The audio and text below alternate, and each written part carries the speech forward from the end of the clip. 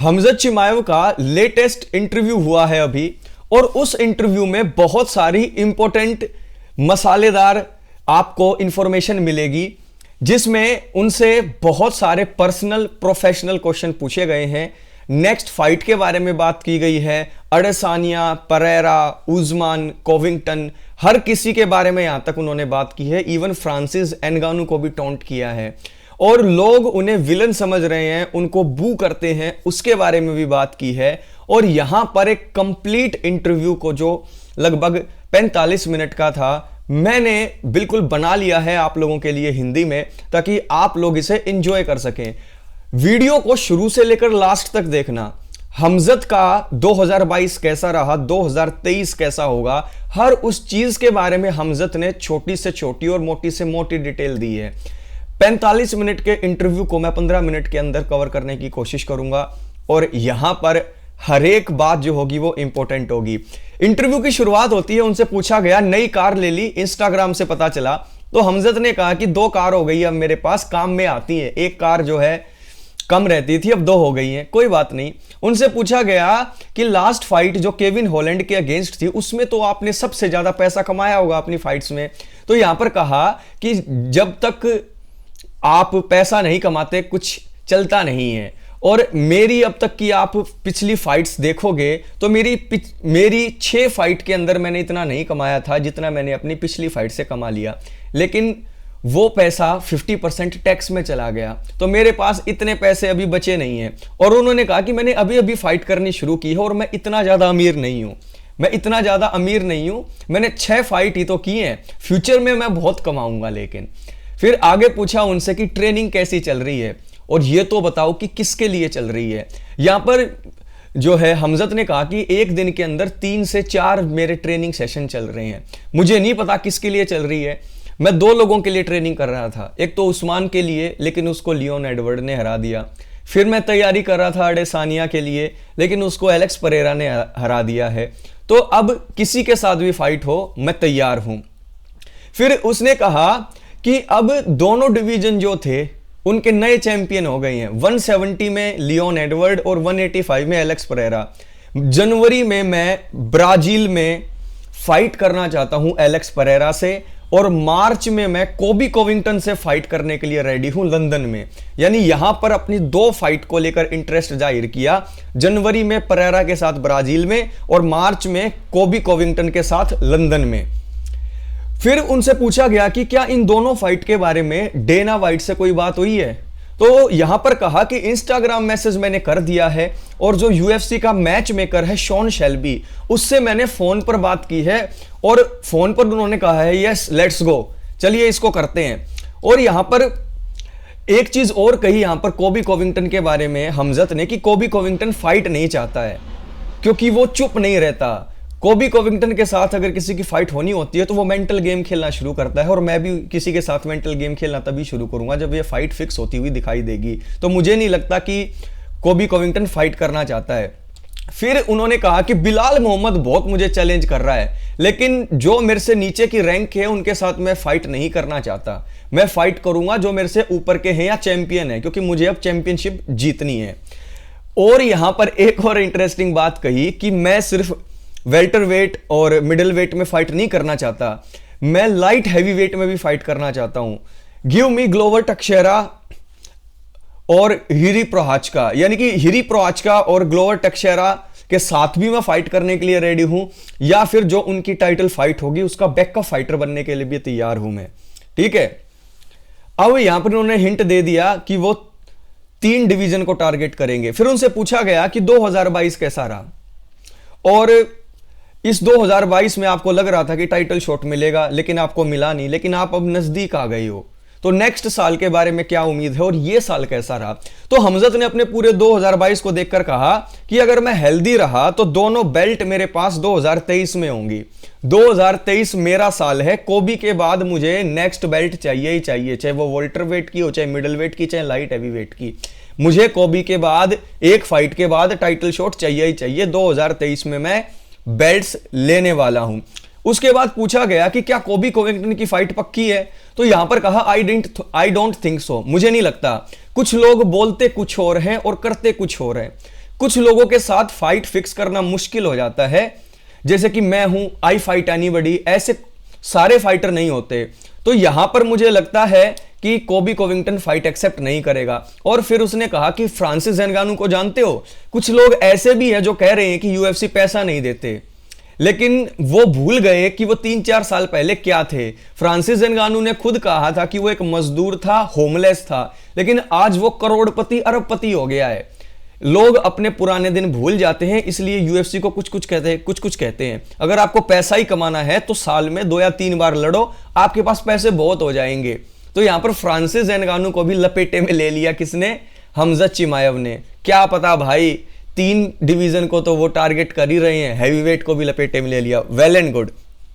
फिर ये कहा गया कि डेना व्हाइट को तुम कॉल क्यों नहीं करते? तुमने मैसेज तो कर दिया कि तुम्हें 2 फाइट चाहिए, जनवरी में ब्राजील में फाइट चाहिए परेरा के साथ, और मार्च में लंदन में कोबी के साथ फाइट चाहिए, तो डेना को डायरेक्ट कॉल करो। तो यहां पर कहा कि डेना नल्ला नहीं है, डेना के पास 70 काम है और उसके पास इतने फाइटर्स हैं।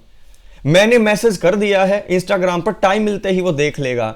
अब मेरे पास भी इतने मैसेज आते हैं इंस्टाग्राम पर, मैं सबको तो नहीं देख पाता ना, और मैं स्टूपिड नहीं हूं, बेवकूफ नहीं हूं कि मैं फोन करके उसे दुखी करूं कि मेरी इसके साथ फाइट करा दो, इसके साथ फाइट करा दो। डेना व्हाइट और यूएफसी बहुत समझदार हैं, और वो मेरे लिए जो भी फाइट फिक्स करेंगे वो बेस्ट ही होगी। मैं मैनेजमेंट नहीं हूं, आई एम ए फाइटर। तो देखिए कितना रिस्पॉन्सिबल आंसर दिया। नेक्स्ट क्वेश्चन उनसे पूछा जाता, उससे पहले यहां पर 3-4 चीजें उन्होंने की। उन्होंने कहा कि जो ये ब्राउन बेल्ट दे दी है परेरा को, ये एक जोक है। जैसे आप रेस्टोरेंट में जाकर एक बर्गर डिमांड कर देते हो ना, ऑर्डर दे देते हो, ऐसे ही परेरा को इस तरीके से बेल्ट दे दी कि उसने एक बर्गर ऑर्डर किया हो। और यहां पर कहा कि परेरा से फाइट मुझे ब्राजील के अंदर ही करनी है। उससे पूछा गया क्यों, तो फिर बोला कि फाइट कार्ड कोई बड़ा नहीं है वहां पर। अगर ब्राजील वाले फाइट कार्ड में मेरी फाइट फिक्स हो जाती है परेरा के साथ, तो बहुत बड़ा फाइट कार्ड हो जाएगा। I want to go to his home and take his belt. उसके घर में जाकर उसकी बेल्ट को मैं लेना चाहता हूं। My friends and coach are from Brazil. मेरे जो कोच हैं और मेरे फ्रेंड्स हैं वो सब ब्राजील के ही हैं, और मुझे रियो डी जेनेरियो में क्या करनी है? फाइट करनी है। उनसे पूछा गया कि जब लोग आपको विलन कहते हैं और जब आप एंट्री लेते हो तो बू करते हैं, तो वैसे में आपकी एनर्जी कैसी होती है, आपको कैसा लगता है? तो उन्होंने कहा कि क्राउड की नेगेटिव एनर्जी मुझे ऐसे लगती है जैसे कि मान लो कोई फोन 0% होने ही वाला हो, उसकी बैटरी 1% बची हो, लेकिन उसको फास्ट चार्जर लगा दिया जाए और वो एकदम से 100% चार्ज हो जाए, और रिंग के अंदर जाकर किसी को जान से मारने के लिए बिल्कुल उसका खून खौल उठे, ऐसा लगता है मुझे। और यहां पर उसने कहा कि जितना बू करोगे उतना तुम्हारा फेवरेट फाइटर पिटेगा। जैसे कि दामनी मूवी में कहा था ना कि चड्ढा जज ऑर्डर करता रहेगा और तू पिटता रहेगा। इस तरीके से यहां पर कहा है हमजत चिमाएव ने कि लोग जितना ज्यादा मुझे बू करेंगे, उनका फेवरेट फाइटर जो मुझसे उस टाइम पर लड़ रहा होगा उसको उतना ज्यादा पीटूंगा मैं। तो लोगों की जो ये नेगेटिव एनर्जी है, ये मुझे 1% से 100% तक मेरी बैटरी चार्ज कर देती है। फिर मैं रिंग के अंदर कूद कर सबको स्मैश कर डालता हूं। ये किसने कहा? ये हमजत चिमाएव ने कहा। उसके बाद कहा कि उनसे पूछा गया कि आपको चीयरिंग ज्यादा अच्छी लगती है या बूइंग ज्यादा अच्छी लगती है? तो उन्होंने कहा कि देखिए मैं आपको एक चीज बता देता हूं, जैसी एनर्जी क्राउड मुझे देगा, मेरा जो अपोनेंट होगा उसको वैसे ही पिटाई लगेगी। तो आई डोंट केयर, मुझे कोई फर्क नहीं पड़ता, I just go there and kill somebody. उसके बाद पूछा गया कि इजराइल अडेसानिया और एलेक्स परेरा की फाइट कैसी लगी? तो यहां पर हमजत ने कहा कि मैं इस फाइट के अंदर सोच रहा था अडेसानिया जीत जाएगा, क्योंकि उसके जीतने के बाद मैं उसे जो है चैलेंज करता, लेकिन इजराइल अडेसानिया हार गया। इजराइल अडेसानिया उसके साथ गेम खेलने लग गया, इसलिए वो हार गया। इजराइल अडेसानिया पहले राउंड में उसको नॉकआउट कर सकता था, लेकिन नहीं कर पाया। अगर मैं अडेसानिया की जगह होता तो मैं तो एलेक्स परेरा को पहले ही राउंड में नॉकआउट कर देता। फिर उससे पूछा गया कि एलेक्स परेरा के साथ ब्राजील फाइट्स में पहले राउंड में ही हमें यह लग रहा है कि आप टेक डाउन के लिए जाओगे। जैसे केविन हॉलैंड की जो फाइट थी उसके अंदर भी आप एकदम से टेक डाउन के लिए चले गए थे, तो क्या ऐसा ही करने वाले हो? तो यहां पर हमजत ने कहा मे बी, लेकिन मैं चाहूं तो नॉकआउट भी कर सकता हूं एलेक्स परेरा को, क्योंकि मैं अगर टेक डाउन भी करूंगा तो मैं स्टैंड अप से डर के नहीं करूंगा, क्योंकि मेरे टेक डाउन जो है वो स्टैंड अप से डर के कारण नहीं होते, मेरी मर्जी के कारण होते हैं। तो मैं नॉकआउट भी कर सकता हूं, क्योंकि एलेक्स परेरा के साथ जब मेरी फाइट होगी तो उसको हमेशा डर रहेगा कि कहीं मैं उसे टेक डाउन न कर लूं, और इसी हेजिटेशन के बीच में मैं कोई बड़ा शॉट लैंड करके उसे नॉकआउट कर दूंगा, क्योंकि इजराइल अडेसानिया के एक शॉट में वो नॉकआउट नहीं हो सकता था, लेकिन मेरे एक शॉट के अंदर वो रिंग के अंदर सो जाएगा। ये किसने कहा? ये कहा हमजत चिमाएव ने। फिर हमजत से पूछा गया कि आपका वेट कितना है, तो उन्होंने कहा 93 kg, 93 किलो। वोल्टर वेट के लिए बहुत ज्यादा है, लेकिन 3-4 महीने के अंदर मैं वेट कट कर लूंगा। उसके बाद पूछा गया कि आपकी मोस्टली फाइट जो है वो फिनिशेस हैं, तो ये जो कोबी कोविंगटन के साथ फाइट होगी ये अर्ली फिनिश होगी या ये 5 राउंड वार होगा?